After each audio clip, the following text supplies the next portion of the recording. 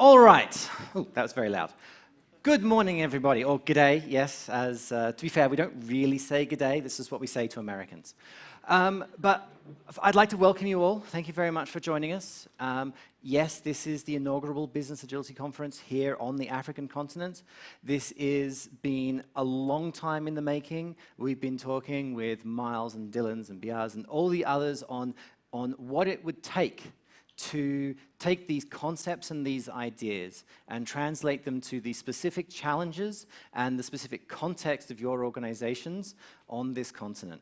I can't take what works over in America and just go, apply this. It has to be local, it has to be real for you, and it has to be real for your organizations and the culture in which you exist.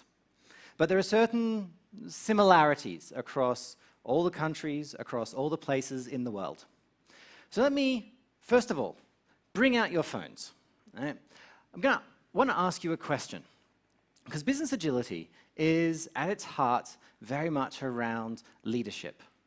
Whether it is from a customer, whether it is around the employees, it is the leaders of the organizations who change, who need to change in order to create that mindset, that approach to agility. So I want to know, for all of you here, what kind of leader do you want to be? Why are you here? I'll just keep this up for a minute.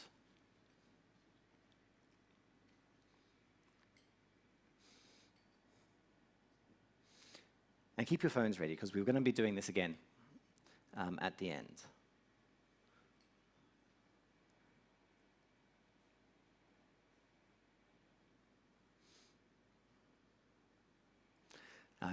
I am the first one, so with this, hopefully the technology is good. There we go, authentic.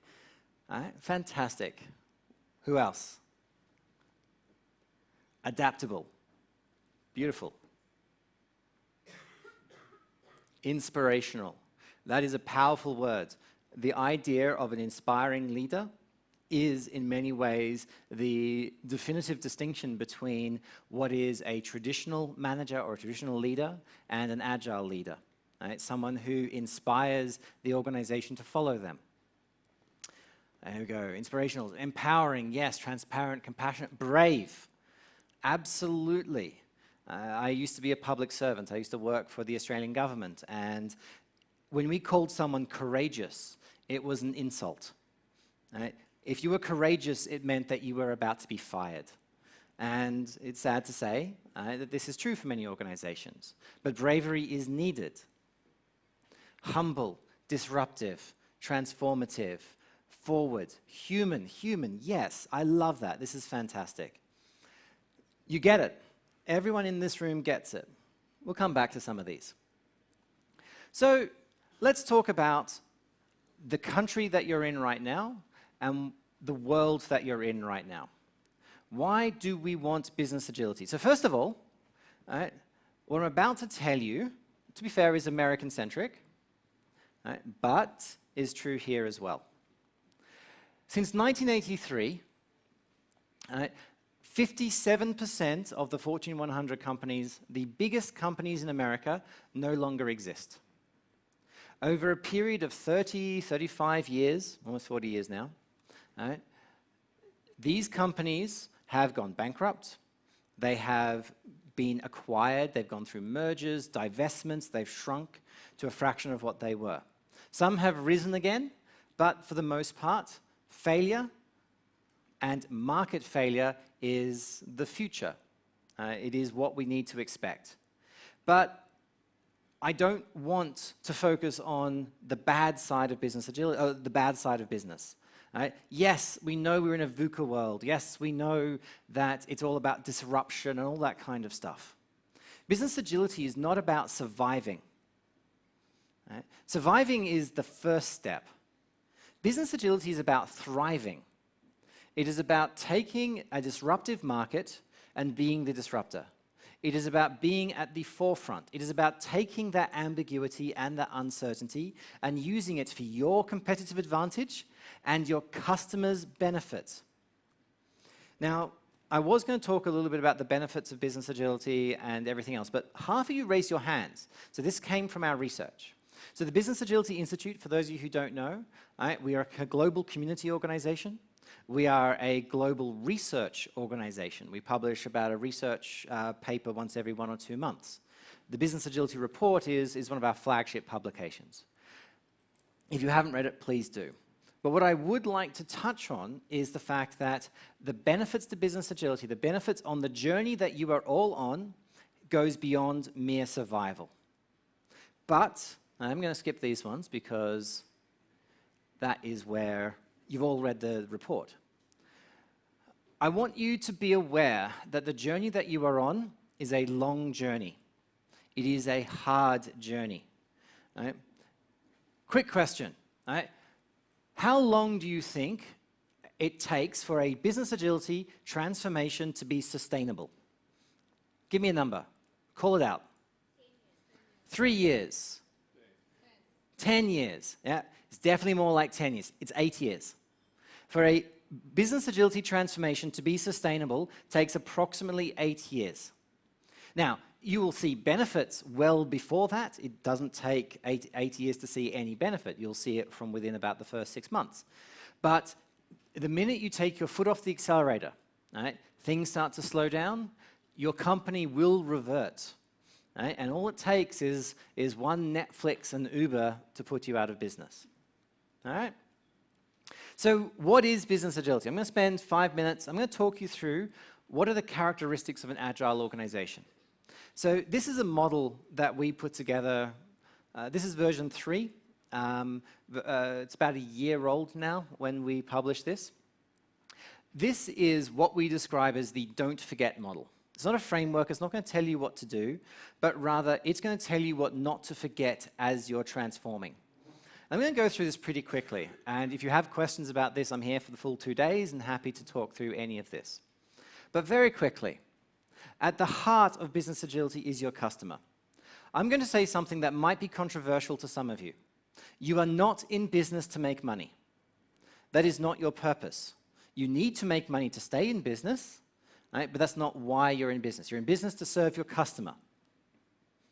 Now, there's a great quote by Frederick Laloux. Profit is like the air.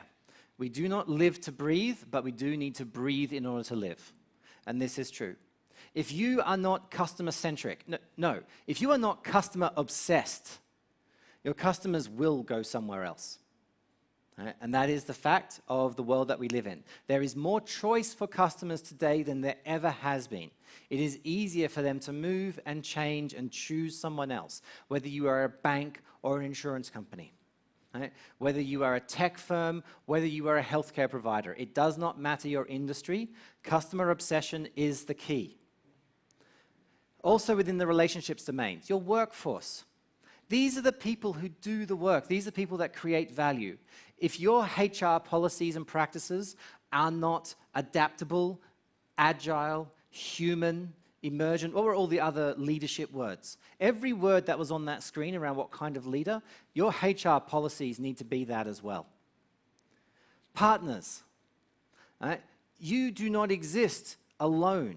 You are part of an ecosystem of companies, your suppliers, your distributors, your vendors. You can only be as agile as your least agile part. Right? Theory of constraints, Eli Goldratt. Right? In any production line, there is a constraint to that production. Optimizing or making more efficient any other part of the production line is a waste. The point of the constraint, that is where you need to optimize. Evans' theory of agile constraints, with apologies to Eli Goldratt. Your organization is only as agile as your least agile part. And 30 years ago, sure, IT. Right? 10 years ago, operations. We invent DevOps. Fantastic. Today, it's the rest of the business. But when we look even beyond the business, right, if you have a great agile team, let's just say agile, forget business for a second, let's just go tech teams. You're deploying every 11 seconds. Right? You've got DevOps. You've got good Scrum teams. Things are going fast. But you know what? Our vendors take 3 months to approve a change request. Right? Our suppliers, right, if we need to change our supply agreements, that goes through procurement. That is 6 months of work. Our distributors, right? Our on-sellers, our resellers. Right? If they can't take what we're pushing out, they are the constraint to our agility. It doesn't matter how fast or how adaptive or how agile we are, because that's not what's stopping us. So your partners can be both a constraint and an enabler to your own agility. Your board, often overlooked. Right? The board represents the shareholders, the owners of the company. I've seen more organizational transformations fail because of a decision by the board or a misunderstanding by the board than almost anything else. Very, very famously, very recently, Vistaprint in the US, right? All because of board decisions. This is not a priority. The whole thing fell apart. They don't get business agility. Moving to the leadership domains, people management. Right? Not leadership, management. Right? I don't care about process management. If you're the head of marketing, doesn't matter. You're a manager of people. Right? We know management is important because every stat we read tells us that people leave managers more than any other reason. If you're a bad manager, your people will leave you. This tells us the importance of good management. People management, people who care about people, and the whole person. One team, a sense of unity, a sense of common purpose, the ability to communicate a vision, to be inspiring. Someone put that up there around leadership. Right? If you cannot create unity, a common purpose, a sense of one team, this whole thing falls apart. Strategic agility. Right? Gone are the days of the 5-year plan. The idea of creating an emergent strategy, one that is able to evolve as the marketplace changes, is what it takes to be successful. So as leaders, as managers, you need to be able to adapt your business strategy very, very quickly. If you're unfamiliar with the term emergence, read it up. In fact, read up, there's a great video, it's a little animated video about ants. Just type emergence ants video, and you'll find this animation about how ant colonies work and how emergence is how ants work. It is a fantastic idea, and I do not have time to go into it right now. Moving on, individual domains, ownership and accountability. Two sides to the same concept. I need to be held to account, but I cannot be held to account if I do not have ownership of something. Likewise, you cannot give me ownership of something and not also hold me to account for that. You need both. Most organizations, at best, do one. Growth mindset. This has been the buzzwords for the last 12 months. I don't really need to go into this, but you need to develop a culture where it is safe to fail, where people can learn, where learning is both encouraged and required. Craft excellence. In version 2 of this, we called this technical agility, but too many people thought that meant technology as opposed to technique. So we've renamed this craft excellence. If you're an accountant, if you're a recruiter, if you're a worker on the shop floor, you need excellence in your craft, high quality, a focus on your customer. If you're not good at your job, no amount of agility is going to save you. Last domains. Oh, there we go. My favorite. Who here is doing a transformation that's using the Spotify framework, tribes, all that kind of stuff? Oh, okay. Nobody. Yay, okay. All right, well, there goes that rant. All right. If this was America, you'd all put your hands up. Okay, so let me ask a different question. Who here in their organization has a goal of breaking down the silos? All of you. All right. Rubbish. You cannot do it. You cannot break down silos. Do you know why? Because we are monkeys. At the back of this brain is a monkey brain. It forms tribes, not Spotify tribes, monkey tribes. We will always come together. Right? There will always be us versus them.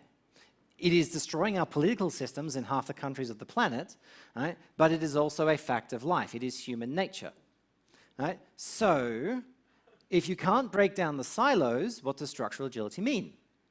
It means designing the silos in such a way that people collaborate where it is necessary. So, if your silo is developers and testers, that's a problem. Because you know what? Who doesn't care about your silo? The customer. And if the work flows from silo 1 to silo 2, the customer is the one who pays the penalty. So we can create silos, we can create teams, product A, product B. That's a much better way of structuring our work. Right? It has certain inefficiencies, and don't get me wrong, whatever you optimize for, you will sub-optimize for something else. Right? But from the customer's perspective, it should be a straight line from request to output. There should be no handoffs. Right? Business agility could be otherwise called #no handoffs, because the point is there should be a straight line between it. Do not try and break down the silos, because you will always have them. But do try and make sure that the silos that you have are to your customer's advantage, right? And not to your internal bureaucratic advantage, which unfortunately is how most organizations are structured today. Last two, process agility. Right? This is where most transformations begin. Right? Your processes, your software development process, your deployment process, your marketing process, your budgeting process. Yes, you need agility in all of these. This is the easy part. You've been doing agile, Scrum, for 30 years now. Right? Don't forget, Scrum predates the Agile Manifesto. So if you're looking at your processes, congratulations. That's one of 13 areas to focus on. Last one, enterprise agility. This is the network of processes. This is how all your processes mix together and merge together. That software development process does not stand alone. It is one process in a complex web of interactions inside your organization. You need agility inside that web of interactions. Right? Again, Evan's theory of agile constraints. It doesn't matter if your transformation, if you're spending all your time and energy on a single transformation of your software teams, if your recruitment teams is your constraint, or your budget teams, or your operations teams. Somewhere is the constraint, and enterprise agility is what you need to try and figure out where that interplay comes in. Does that all make sense? So that was very quick. As I mentioned at the beginning, we are a research organization, we're an outreach organization, so all of this is publicly available on our website. It is, most of it's behind a member firewall, but the good news is, and this is the Oprah moment, and I can't do Oprah, so you are all members of the Institute. Congratulations. Woo. So within the next 48 hours, you will all get an email from the Institute with your username and password and all that kind of stuff. All right. I've got some case studies sitting on my table, so if you want to come up and grab a case study, I've got some there as well. So I've got a couple of minutes left. So I want to ask a question. Actually, I'm going to ask two questions. Bring out your phones again. Think about your current organization. Think about the work that you're doing, the transformation, whether it's business agility or agile, doesn't matter, or lean or DevOps, or whatever kind of transformation you're running. Think about the change that your organization is doing. And this image we'll put up, just point to the part where you are currently spending the most time, the most energy, the most effort, the most money on your transformation. Structural agility, whoever's doing board, you and I are going to have a conversation because we need more research about that. Craft excellence, yes, growth mindset, process agility.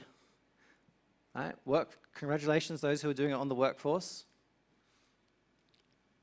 Process agility, I'm not sure who that person is.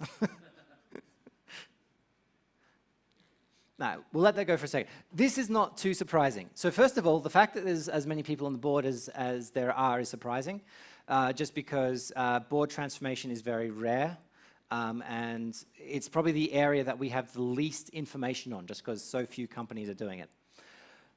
Workforce is gratifying to see. This is the change that's sort of really occurred in the last year. A year ago when I was doing this, very few teams were touching their HR processes or their talent processes or anything like that. Process agility. No surprise that that is one of the most focused area. That is Agile 101. If you're doing Scrum, that is the software development process. Scrum touches process agility. Scrum touches growth mindset with your retrospective.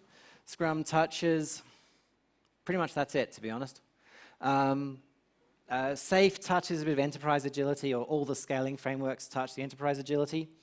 But your Agile frameworks are in their own right insufficient. They focus on a particular area. And here's the thing, there is no framework for business agility, and there never can be. A framework is something that is common and repeatable, which works if you're familiar with Cynefin or any complexity theory. A framework will work in a simple or a complicated domain where things can be defined. Whereas a business, a company, is a complex adaptive system, which means you cannot create a framework for it. You can use principles, you can learn from others, but your expression of business agility is different from another company's. Last question. Where should you spend the most time, effort, and money in your transformation? It could be the same place. Theory of constraints. If you're working on the constraining factor, great, that's where you should be. But there's no wrong answer. Well, there are many wrong answers, but no one's going to know. Just have a guess. Where do you think? Workforce, customer. Beautiful. I love seeing customers. Strategic agility, people management. Very good. Craft excellence.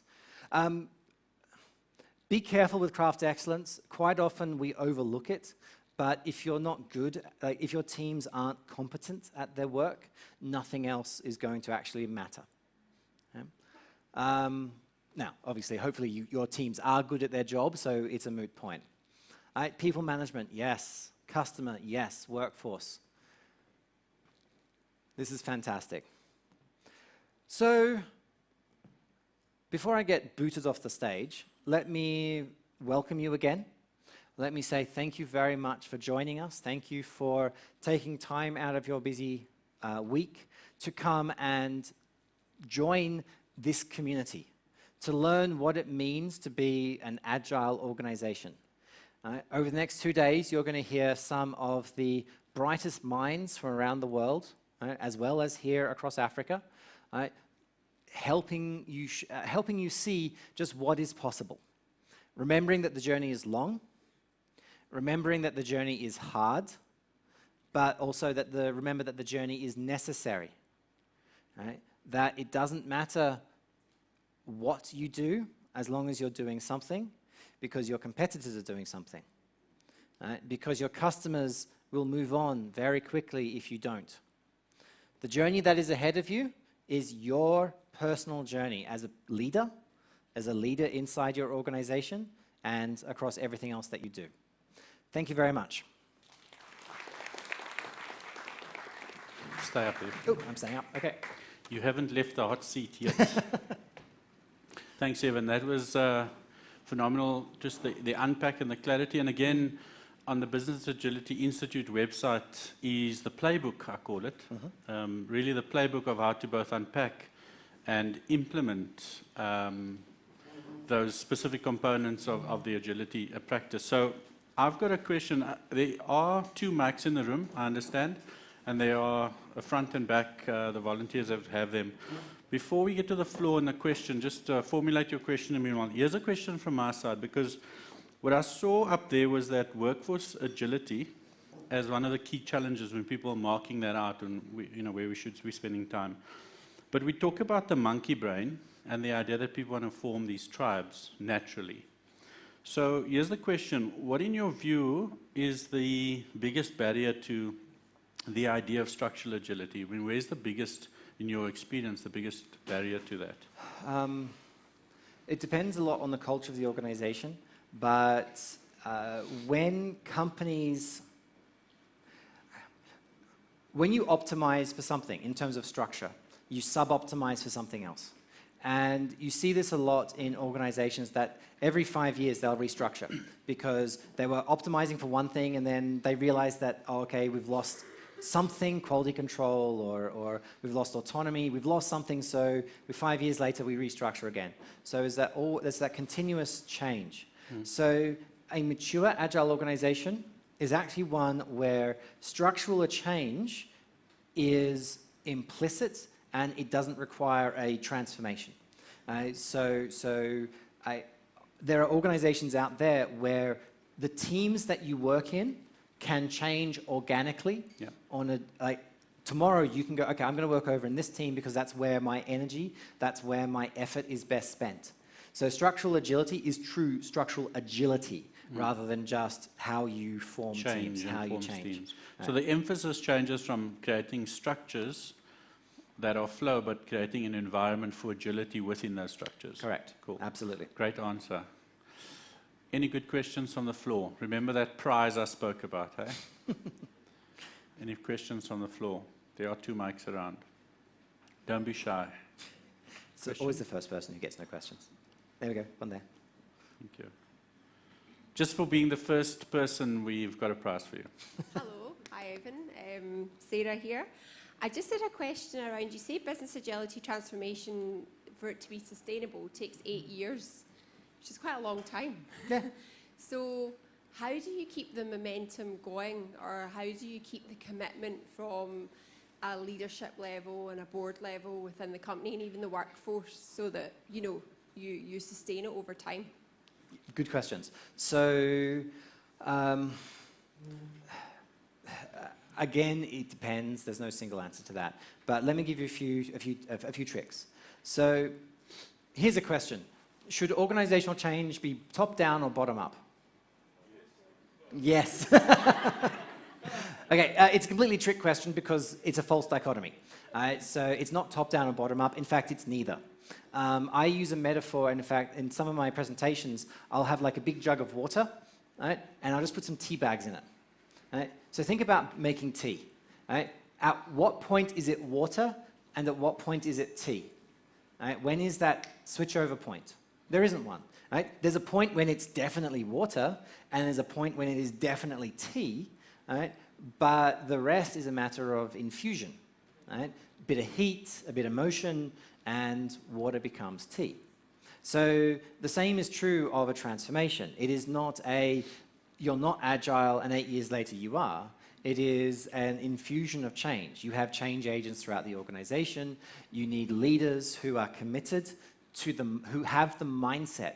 Because the thing is, if they have the mindset, the practices and the processes and the transformation are irrelevant. Right? They will happen organically. In fact, some of the best business agility transformations aren't transformations. They're just journeys across people who have a mindset who go, wouldn't it be better if we worked in this way? Yeah, you're right, that would be better. Let's try that. All right? And those are the best transformations. Right? The reason it takes so long is the fallback happens when there is pressure. Right? So if any of you remember, say, high school chemistry, you might remember that chemical reactions have states, energy states. Right? And if you put in energy, right, and if you hit a plateau state, it stays. Right? You can take energy away and it will stay at that point. But if you don't get to that plateau, the minute you take the energy back, straight back down to the bottom. Right? Same is true in organizations. You've got multiple levels of plateaus. Right? So there are, as stresses occur in the marketplace, right, and people sort of pull back and their focus, right, you will always fall back to the previous energy state of that organization. Right? And that's not a bad thing. Right? You're always going to go forward 2 steps and back 1. That's normal. Right? So it's not about keeping the transformation going for 8 years, but it's keeping the journey, the mindset and the journey going for 8 years, which doesn't necessarily mean you're spending millions of dollars on a transformation. Great question, Sarah. Thank you, and wonderful answer. Any other questions? One more question. No? This one, yeah. Easy. Oh, there you go. My name is Carl. My question is around the constraints. So now there's a huge organization that's got 50,000 people in it, multiple divisions, and so on. And you now ask that question about where should we focus our attention. So my assumption here is that basically the constraint that we have is management attention. Where do you put that? So any sort of advice, guidance, anything that you've learned through your research around how companies of that size actually focus their management attention, provided you agree with my assumption around the management attention being a constraint. It definitely is a big constraint. So first of all, the problem with theory of constraints, it's a good metaphor, and in a production line it makes sense because it is a linear flow of bits to a constructed thing. Right? In a business, which is complex adaptive with a network, there's not ever one constraint. It's a network of constraints. So don't take that too literally. But to your point about management attention, that is important. So the key here is around what do your managers care about? So one of the first things that I recommend that companies look at is their KPIs, right? The measures. What are you measuring? And you'll often hear the phrase, measure what matters. Right? I like to think of it the other way around, which is what you measure matters. Right? So flip it in terms of, and think about the KPI. Okay, I'm being recorded, so I won't say what I'm about to say. I've worked in many different organizations who have been very hyper-focused on financial returns and financial results. And that in itself isn't a bad thing. Right? You still need to make money. But the problem is, if that's all your measures, or all the important measures, because sure, we had customer satisfaction, but nobody lost their job if the customer satisfaction score was 7. Right? If you were 20% under your numbers, people lost their job. So yes, we had the other measures, but they weren't important. Right? Or at least the organization didn't treat them with the same level of importance. So the key here is around the customer. So in one of the organizations I used to work for, we changed, and Marina will talk about sales, but we did a transformation of a sales team, and we changed their remuneration, right, and their KPIs. Rather than how many widgets did you sell, the sales teams were now being measured on their client's corporate scorecard. So it would be, we have these 20 widgets, and our strategic focus is to sell more of this widget. Right? All right, that's fine. But did our customers want that widget? No. Right? And almost overnight, once we changed those KPIs, the salespeople were actually talking to their customers and going, all right, tell us about your KPIs. What are you trying to achieve as an organization? Right? And it's like, you know what? We can help you there. We have this other thing. We have this thing over here that might be able to help you achieve your KPIs. Right? You know what else happened? We made more money because we sold more things. And just changing the KPIs, changing how management is measured, how everyone is measured, is one of the most effective ways you can have of changing management attention and keeping it changed, right, rather than transforming any process. All right, I am over time, so thank you very much, everyone. Thanks very much. I just to Evan and the team again, to the report and the playbooks and the work they're doing, and the Business Agility Institute. Thank you, Evan, for your contribution to the world. I think there's such a giving spirit within the team and certainly in the association and from all the members, and we need to take advantage of that. So thanks again, Evan. Great presentation.